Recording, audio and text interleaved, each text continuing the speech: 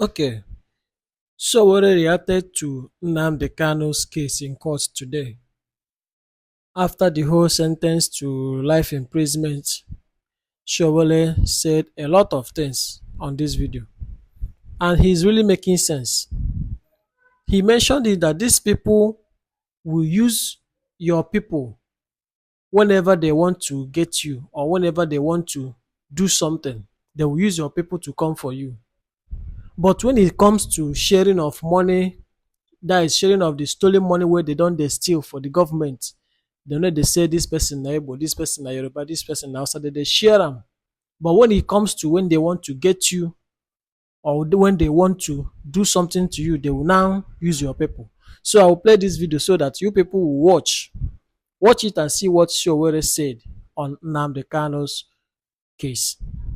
Do you guys have any questions? Yes, sir, we do. We want you to react to the outburst of Kanu today in court and how he was ordered to be thrown out. Well, we have made it very clear that this trial in the first place was unnecessary. Nigeria is wasting its time on a trial that will take Nigeria nowhere, particularly at the time Nigeria is facing serious security challenges. That's what we should be focusing on. It's how to retrieve the body of the Brigadier General that was killed, if they have not.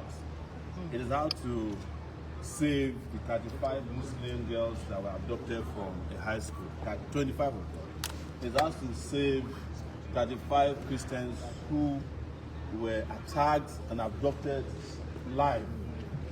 That's what Nigeria should concern itself with, not a fluky, frivolous trial to jail somebody whose only crime is asking for justice, in my view. I was watching part of it because I was in court for a different matter. And when they were describing the evidence they have, I was expecting them to say that they found him with an RPG. No. The only evidence they found in his room was a microphone. And then the biggest weapon was a radio transmitter. I have never heard that before, that a country will waste 10 years to prosecute somebody whose only weapon is a radio transmitter and a microphone.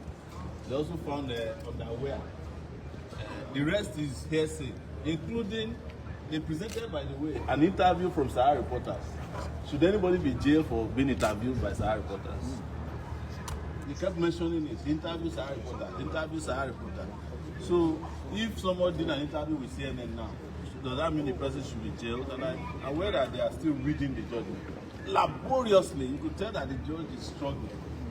Laboriously. I'm just hoping that between the time they present the case and the time the judgment will be delivered, that common sense will prevail. And Kanu will be allowed to rejoin his family. And Nigeria, hopefully, will start facing its real challenges, of which Nnamdi Kanu is not one of them. Thank you very much. So, Kanu's brother alleged that the Yorubas actually hate Igbos with what happened in court today. There's always excuse. And the Nigerian state manufactures hatred of ethnic groups against themselves. But ask yourself, was it a Yoruba man that, was it an Igbo man that jailed Awolowo? It was a Yoruba man. Abi? When I was arrested by DSS in 2019, all the guys who came to abduct me, one of them was Ijo, another one was speaking Yoruba. The fact that you speak Yoruba doesn't mean you are Yoruba. But all the guys that were in charge of my detention, they were Yoruba people. So when they want to use you against yourself, it is then that I start telling you, the judge is Yoruba, this thing. But when it comes to stealing Nigeria's money and wealth, sharing among themselves, there is no religion, there is no tribe. But when it is to pitch yourself against yourself, of course, you might say that the preponderance of commentary is coming mostly from some of the Yorubas. But that doesn't mean that the Yorubas are in support of injustice. Even if you look at the history of the Yorubas, politically, they have never supported one political person wholeheartedly. There was Awolowo, there was Akintola, there was Ajashin, there was Omobori, there was Abiola, and some Yorubas didn't support him. Yorubas have always been, just as Igbos are. It's not every Igbo person today that supports even the agitation for Biafra. Does that mean that those people are not Igbos? It's not every Hausa person today that supports blasphemy convictions against some people who are, or even though they are Muslims. So don't let anybody use that to divide you. The person who is president of Nigeria today is a Yoruba man whose only campaign buzzword is Emilokon, is my turn. He didn't say that it's the turn of the Yorubas. And go and ask the Yorubas under this regime what they are going through. That is what the Yorubas call Enikon Loba. Now the person where you touch, and the feeling is different from Emilokon.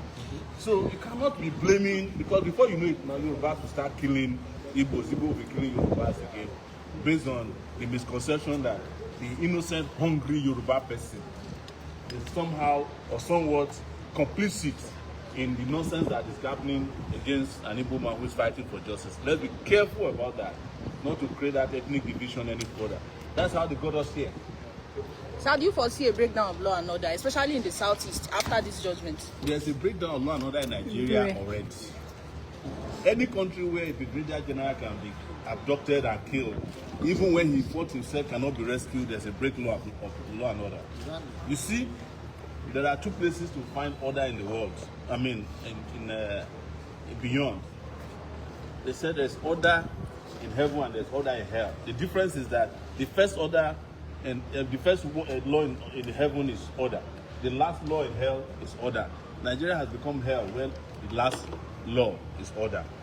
So there's no breakdown on law of law and order that can happen. But I know them. They can go and manufacture another breakdown of law and order. Even those of us who were peacefully protesting in this Abuja, for Nnamdi Kanu, they claimed that we wanted to burn down the country. I spent 4 days in Kuje prison just because I said free Nnamdi Kanu. When I went to Lagos after that, they declared me wanted for fighting for Yoruba people whose houses they are demolishing. So when they create a narrative for you to fall for, be careful, so that you won't start going and start killing and fighting the same poor people. Some of them don't even know about this trial because they are hustling to get food on their table maybe once or twice a day.